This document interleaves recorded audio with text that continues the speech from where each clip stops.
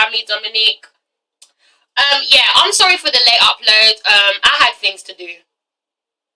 I'm a working woman now. You know, I'm gonna keep saying this shit in my videos. You know how I am. You know how I do by now. First of all, I want to say thank you to people who are starting to comment on my videos. I'm so happy. You know, keep the negative shit aside. You know, you say a negative comment, I will respond to you gladly. But you know, no, so far the comments have been great, and you know, I appreciate everything. I would shout out the 2 women that commented, but I just can't remember their names. But thank you, girls. I love you. Thank you. Alright, so I just finished watching the Love and Hip Hop New York episode, and yeah, let's just get into this review. Alright, so welcome to the Love and Hip Hop New York Season 4 Episode 7 review. And let's start off with Saigon and Erica, okay? Let's just get the irrelevant stories out of the way, because I just don't want to spend too much time on this. Alright, so Saigon and Erica. So he's in the studio laying down some new track. You know, I kind of liked it. It sounded kind of nice. And, you know, Erica walks in and, you know, he basically apologized for the shit he did, not last episode, but the episode before, I believe, where he just completely embarrassed her in public and outside. Not only did he ruin her Louis Vuitton bag, okay, but he just insulted her. He called her every name under the dictionary, and yes, he acted a damn fool. Okay, but he apologized, and the apology seemed sincere enough, and yeah, you know, he's sorry. He says that, you know, he grew up in a household where his father would disrespect his mum, so you know he's trying to steer away from that, and you know he's sorry, but you know he doesn't know how to act sometimes. He talks with his words. And I'm like, okay, I understand, but that's always the fucking story. That's all, oh, woe is me, you know, I grew up in a bad house. You know, my mama did, my daddy did. Like, come on, okay, you a grown-ass man. Alright, you've had time to fucking evaluate. I can't talk today. Fucking evaluate your life. Okay, he's had time, so, yeah. You know, the apology's sweet, but whatever. Alright, but, yeah. Erica says in the confessional that, look, 1 minute he is nice as hell, he's the sweetest person you'll ever meet, and then he just snaps, and then he turns into something else. Alright, so I think Saigon has this whole Jekyll and Hyde situation problem, okay? There's something wrong with him, clearly, okay? However, we're all like that, you know, we all snap. But, you know, she then accepts his apology, and, you know, yeah, they make up, and again, and, you know, they decide to go and get their son checked out. Right, so they then take their son to this psychologist, this speech therapist, or whatever it is, and they say that the baby is not stimulated, okay? Now, I don't want to be rude, guys, but, you know, every time I've seen this damn baby, he just looked like he was just not all there. He just looked like he was pissed off, and, you know, he didn't know what the fuck was going on, and he looked angry. So, you know, yeah, I do think he's not stimulated. And basically, that happens when you just don't, you know, buy them ABC books for your kids. You don't teach them, you don't tell them to spell, you don't talk to them, you just leave them to do their shit, okay? So, he does look like he is just not fully there, and I really hope that that baby gets stimulated, and I hope he becomes a president one day. But no, yeah. You know, we all kind of saw it, and apparently the anger comes from Saigon and Erica, okay? They are clearly a sort of dysfunctional family, right? They're always arguing, they're always fighting, and that's obviously bad for the baby. But yeah, they're gonna work on that shit. Let's move on. Let's move on to the less irrelevant stuff. Alright, so we're gonna move on to Tahiri and her sister Lexi. Guys, I just can't express the fact that I really give no shits for Tahiri in this season and her storyline, and I don't care. Why, like, her and her sister were on the screen for about 2 minutes and that was it, okay? We could have done without that 2 minutes. Trust me, it would have been more easy and less painful for all of us, okay? So, they want to build a church for their dads in, the Dominican Republic and, or the Dominican Republic. And, yeah, that was the plan and they were all for it. However, Tahiri's not for it now. She'd rather give her father the money just to, you know, save his house. And I think that's way better than building a damn church. What if no one goes to the church? What if no one goes to this church?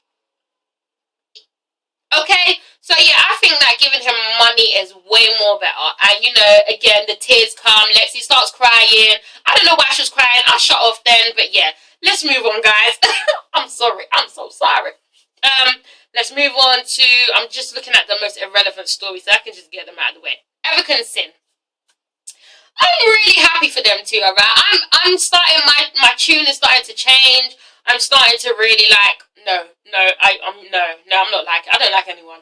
I'm starting to really tolerate, that's the word, tolerate Erica, because she has turned down this episode, this whole season in fact, okay? She's still crazy as fuck, but she has found the equilibrium.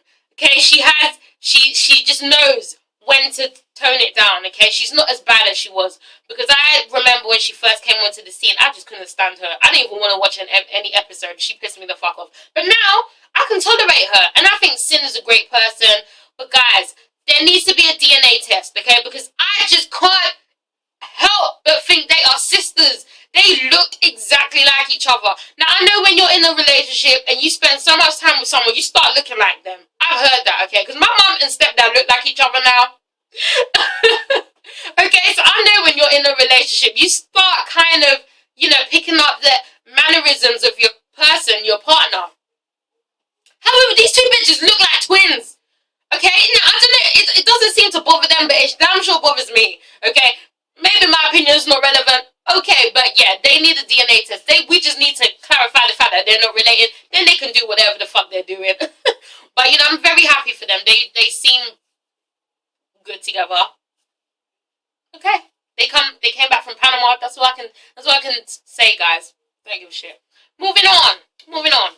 So Rich, Erica, and Yandy. Okay. Erica and Rich still have feelings for each other. Now, I remember when I saw them last season, I really thought that relationship was bullshit. I really didn't think... I thought it was just lust. I thought it was just sex, lust, and anger, and fighting. That's all I thought that relationship consisted of. However, this season, I'm starting to see something else. Like, does Erica really love Rich? Because I'm starting to question shit. I'm like, oh... no, they really did care for each other. Or something was really there. Like, wow. And you know what? Last season in the reunion show, I remember they did do a lie detector test, and they did say Erica did love him. And she did seem really hurt. You know, I think Erica's misunderstood. I think she is so caught up in her bad attitude that it takes away the fact that she's probably a really good person, okay? And I feel sorry for her. You know, Rich is crazy as fuck. She's crazy as fuck. You know, so two pit bulls together is just not great. That's why their relationship went to shit. And obviously Peter fucking Gunz obviously meddled in it. But, you know, I really do think them two care about each other. But, you know, hey, she's with Sin now and she needs to behave. Unless they're trying to do a freeway. I don't know. Right? So, she admits that she still cares for him and she lost him, I think. But I was just sitting there like, what about Sin? What about Sin? So what if if Rich admits that he loves you too, is Sin gonna still be in the picture? Okay. Alright, so anyway, moving on. We move on to Yandy and Rich, okay? Now she apologizes for going off on him last week, and he was like, yeah, you know, he felt that there was something wrong with her. And basically, Yandy just broke down, and it hurt my heart. You know, she feels like she gives everything. She does everything, and, you know, like, there's just so much a person can do. She feels like she's at her breaking point, you know, and, yeah, she's basically stressed, you know. She doesn't want to be strong all the time, you know. I just got that Diary of a Mad Black Woman scene. You know, when I see people cry, I get upset. But this scene, I just felt like, damn, yo, this is some Oscar-winning shit. Like, she was like, I don't want to be strong anymore. Rick, I just can't be strong all the time. I was like, yes, girl. You don't need to be strong, Yandy. I feel you. I understand. I'm a great actress. If you didn't realize, I'm great. Come on. Sorry, guys. Yeah. But, you know, Rich obviously was there as a shoulder to cry on. And, you know, I understand her, because Yandy always looks like she's busy. She always looks like she's trying to fix everyone else's relationship but her own. Okay, she's the one with the prison jailbird husband. Okay, so she's got her own issues, but she's always trying to fix everyone else's issues. I think she puts everyone's feelings first before she takes care of her own. That's what I think, you know. But yeah. Alright, so anyway, Rich then meets up with Peter. Okay, and this scene pissed me the fuck off. He tells Peter that, you know, basically Erica's back in his life again. Meanwhile, Peter's just sitting there like a fucking old ass boot. You know, the more I'm watching, the more his face just makes me sick. I just want to throw something at the screen. Okay, he makes me sick. I find him very unattractive. Not only is his behavior disgusting, but his face is disgusting too. Okay, and Peter just basically has enough, and he's like, you know, you need to choose between it's either me or Erica. And I'm like, motherfucker, what bills are you what are you bringing to the table? Me or Erica? What do you do, Peter? What do you do? And please do not say you were Grammy nominated, because I can't name a single record you have ever done. Okay? I know there's that one song, but I don't even know that one song. Okay? You were still living in a fucking bungalow. Okay? You were living in a shelter right now. It looks like a shelter. So don't try and give Rich an ultimatum, like to say you are actually doing shit. Trust me, I think he's way better off without you and your drama. Okay? So he just comes up like some bitch giving the ultimatum, and you know, I'm here for Rich. Rich is like, what the fuck? No. Alright, well, I choose Erica. And then Peter's like, oh, so you're gonna choose Erica? Oh, okay. Motherfucker, move! Get out of here! Get out of here, Peter. Ain't nobody got time for you. Nobody gives a shit. You know, and he's like, he has the audacity to sit there and call Erica disgusting, call her nasty, call her tramp. And I'm like, I could have swore you were describing yourself, Peter. You are the most nastiest, most disgusting, most diseased-looking, jaundice-having ass, reptile, lizard-ass, nasty motherfucker. Okay? Peter looks so slimy. He looks so messy and disgusting. Like, I can smell the STDs from him. That's how bad it is. You know how his eyes are always lazy? I think he's sick, guys. He has no right to call anyone disgusting or nasty. He is the definition. Look him up in the dictionary. He's right there, okay? He is a bitch-ass motherfucker, and he just needs to be removed. I will pray for him. Okay? So then, I'm going to fast forward this, you know, just the irrelevant stories. Mendici and Yandy, their situation, Mendici gets a bail hearing.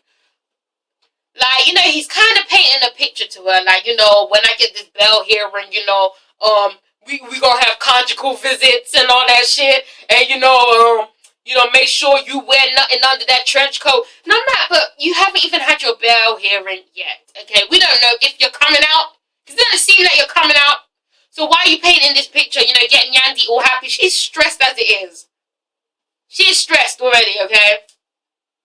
That whole situation, man, I'm just done. I'm just done with it. Alright, so we have said Saigon, Erica, Tahiri, Rich, Yandy, blah, blah, blah. Okay, so, let us start off with K.Michelle. Okay, so she kind of had a storyline this episode. Still, why the fuck is she still on the show? You know, it just seems forced. It seems like we are just forced to have a storyline for K.Michelle. You know, we like K.Michelle. We loved her even more in Love and Hip Hop ATL, but you know, on New York, I don't know what's happening, but I'm not feeling it. Okay, I still don't know why she's on this show. So anyway, K.Michelle has a problem as usual with her management. Okay, she wants to be organized. She wants to be seen as an artist, okay? Her management team are not doing their job. They're even missing equipment or they're doing shit. She wants to be like Beyonce, basically, is what she is saying. Here, alright, look, Beyonce fans, honeybees, whatever the fuck you're called. Me and Beyonce have a personal issue. No, I'm joking. You know what? I used to love Beyonce, okay? I used to love her. If anyone knows me, I used to love her. This was before her solo days, okay? So when she was natural and when she was in her, you know, Destiny's Child dates with Latavia and Latoya, I was there for Beyonce. Like, I loved her so much, okay? Then she broke free, and, you know, this whole Sasha Fierce bullshit. You know, this ain't got nothing to do with love and hip-hop, but, you know, I just gotta say it. Basically, I'm not really here for Beyonce right now. However, I respect her work ethic. I respect her hustle. I respect how she's made herself a big person. So, for K.Michelle to say that she wants to be like Beyonce, K.Michelle, why don't you just be like K.Michelle? Okay, you are only one person. There's only one person. You can't be like someone. Be yourself. Okay? So, she, and she's still looking for a man. How have you been looking for a man for about 4 years now, K.Michelle? Now, I'm starting to believe that she has the problem, and I don't think her vagina's broken, but I think her head is. It's not that hard to find a man. She has money, I think, and, you know, she's a pretty woman. Why can't she find a man? I think she's just picky as fuck. And I think her approach is rude, because every time a guy gets introduced to her, she just looks at them like, hi. And I'm like, bitch, you need to calm the fuck down before you end up like Mama Joyce from Love and Hip Hop. I mean, from Real Housewives of Atlanta. Anyway, guys. So, her best friend comes and, you know, the media takeout scandal pops up, okay? Her friend tells her that, oh, are you pregnant? And K.Michelle's like, what the fuck? What do you mean? Apparently, media takeout said that she was pregnant. Now, we all know media takeout is full of shit. However, I read that shit every single day, okay? I need some sort of mental stimulation just to know what's going on, even though their stories are 90% fake or bullshit. But come on, you cannot take anything media takeout says seriously, okay? Because they are just full of bullshit, ratchet ass fucking reporters. I don't know where they get their stories from. I don't know who's in them story rooms, but, you know, media takeout's full of shit, okay? And TMZ sometimes as well. So, you know, she gets really upset and angry about these whole stories and these blog sites and how they're always talking shit. Now, I felt no sympathy for her because she signed up for this shit, okay? When you become a celebrity, when you enter the public eye, just know that you were going to get these things thrown at you, okay? You were going to get negative stories. You're going to get positive stories. You're going to get shit made up about you. You're going to, you know, you're going to get haters. But that's the part, that's all part of the package, okay? You sign up for this shit. It's gonna happen. So I don't know why she's crying, acting brand new, like she doesn't know why it's happening. It's happening because you're in this industry, okay? You know, of course, hearing stuff about you is not nice, you know. But if you know it's not true, and you know that shit is fake, and you know that, you know, these people ain't paying your bills and doing shit for you, why the fuck do you care? You know, I used to care what people thought about me, but now I just don't give a fuck. Okay. Alright, so where am I? Where am I? Alright, so Yandy, K.Michelle, and the other two girls have a little trip somewhere to a bar, I don't know where they went. Okay, and they are talking and, you know, interacting, blah blah blah, and in walks in Peter and Amina. Really? Because they just happen to be there, right? Because yeah, okay. Alright, Mona, we see you, okay? So, K.Michelle's messy ass, you know how she's always loud and she's always putting shit out there, you know, I wouldn't like a friend like that. People like that are too messy. You can't really deal with people like that. You know, there's a time and a place for everything. But, you know, she throws it out, she throws it out there saying, when's the last time you and Tara fucked? And Peter tries to brush it off like, oh, you know, man, you know, I'm a married man. I'm like, motherfucker, I know you did not just say that. And Yandy just throws it out there like, oh, so, 3 weeks ago, something about 3 weeks. And Peter's like, and Amina's like,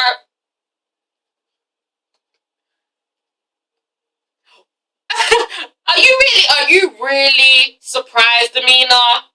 This guy, okay, not only is he a diseased monkey rat, but you should not be surprised as to why he behaves the way that he does. He is clearly a cheater. He's clearly a commitment phobe. Why are you surprised? Okay? And, you know, sorry guys. Looking at my notes. And she just kind of says, okay, we need to go to the bar. So she talks to him and she's like, what's going on? And he's like, you know, I still love Tara. You know what I'm saying? But, you know, I'm married to Amina. And you guys, I'm so sick of this storyline. I'm so sick of it. And I'm so sick of how dumb Amina really is. You know, she never says shit, but then, you know, she wonders why he's not committing and wearing her wedding ring. And then, you know, these bitches are letting him get away with too much. That's what it is. I'm not going to elaborate on this PR situation anymore because I'm tired of it. I'm tired of it. It's the same shit. He's a disgusting bum. Okay? And that's all I can say. So I'm going to move on. Okay? So, we move on to this whole Amina, Tara, and Peter bullshit. After I just said I'm going to go talk about it. It's on the notes, guys. It's on the notes. Okay?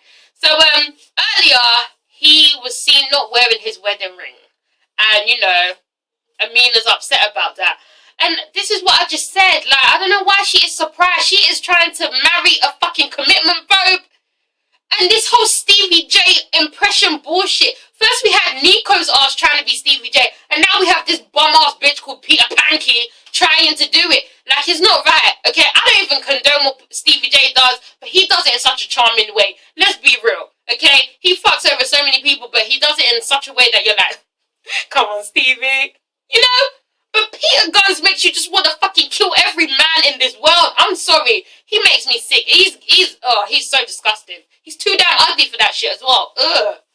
Trying to act like he's some prized possession. No, bitch. Fix that lazy eye first. Sorry, I don't even like commenting on people's looks. That's rude. I don't do that. But he is an exception. Okay, so, yeah. What he does is he used minds. He used some sort of psychological mind games, okay? And it fucks with Amina because she's so angry with him at one point, and then she's like, "Oh, okay, so I know we're gonna get married. You know, you gotta start wearing my ring." And he's like, "Yeah, you know, I don't even wear jewelry." I was like, "Bitch, really?"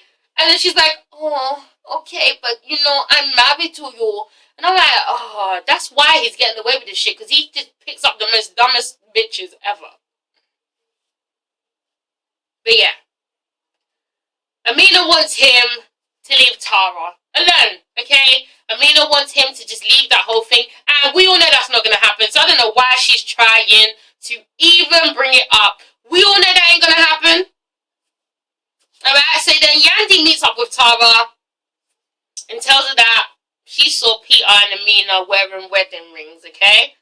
Now, Tara acts all big and bad.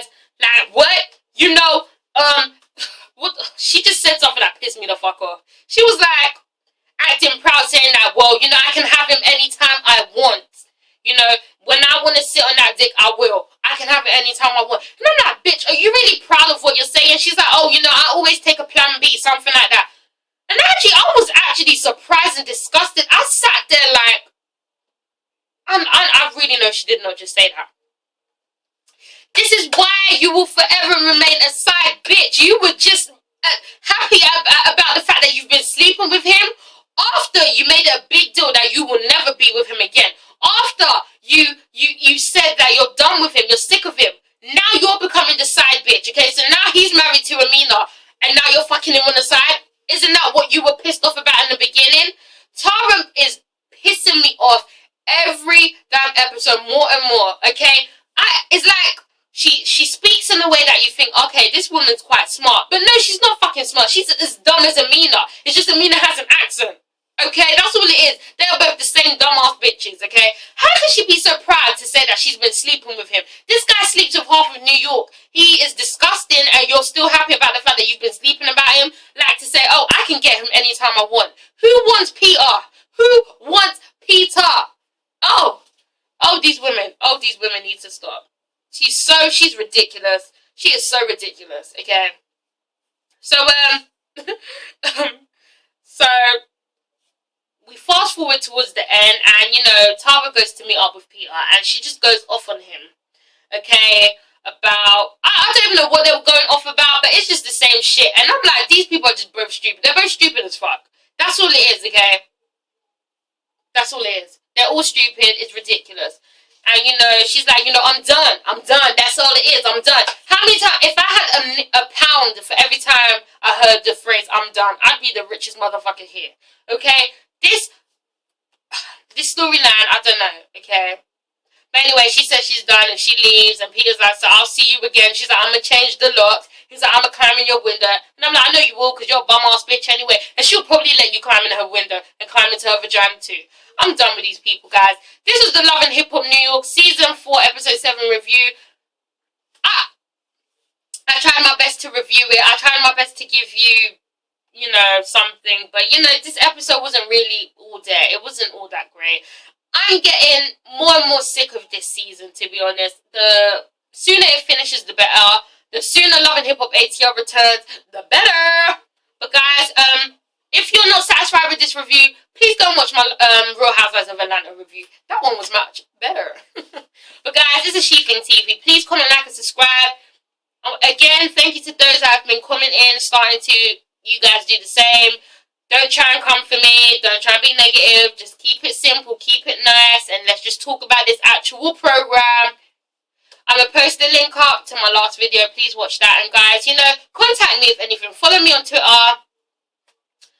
And, you know, talk to me, inbox me, message me, tell me things you want me to review, any new shows, anything, guys.